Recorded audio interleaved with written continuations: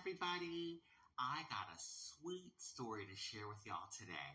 So back in 1987, I was still in Philadelphia. That's where I grew up. I decided to go down to one of the modeling agencies in downtown Philadelphia. We call it Center City.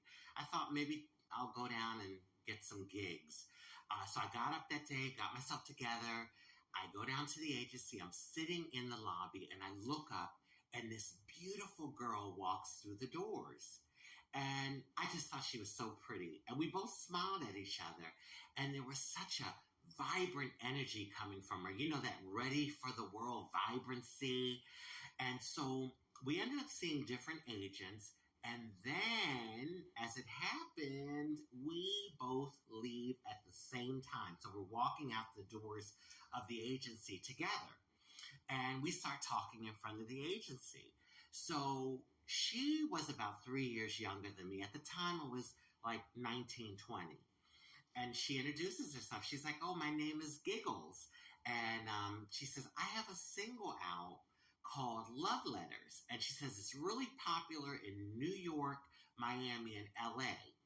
And I introduced myself and I told her, at the time I was a dancer, a regular dancer on Dance Party USA, so I shared that with her. And we were talking and sharing with each other. We probably talked 10, 15 minutes at the most. Never saw her again. But as I was walking away from her, I couldn't help to feel such a sincere kindness from her. And I'm going to tell you, I needed it that day. At the time in my life, I was going through a number of changes, and it was just so good to be able to receive that kind of kindness, that type of kindness, honey, from someone. So like I said, I never saw her again. We never talked again. And about a year and a half later, I end up moving to Miami. So from time to time, I would hear her song on the radio, Love Letters. And I'd be like, oh my God, that's Giggles. And I would think about the time we connected in Philly. Now, Giggles, she sang a style of music called freestyle dance. Artists like Stevie B, Trinidad, Coro, they sing that style of music. And so anyway, a few days ago, I get a text from my good friend in Philly, and it has a link. So I click on the link, and it's an Instagram post announcing that Giggles passed away. Well, I'm going to tell you, in that moment, this sadness just came over me. But then, all of a sudden, I was transported back. I just went back to that day in 1987 where Giggles and I crossed paths, and for just a little moment in time, and I could feel the sincere kindness, that she showed me that day. Listen, y'all, it don't cost anything to be kind. It really doesn't.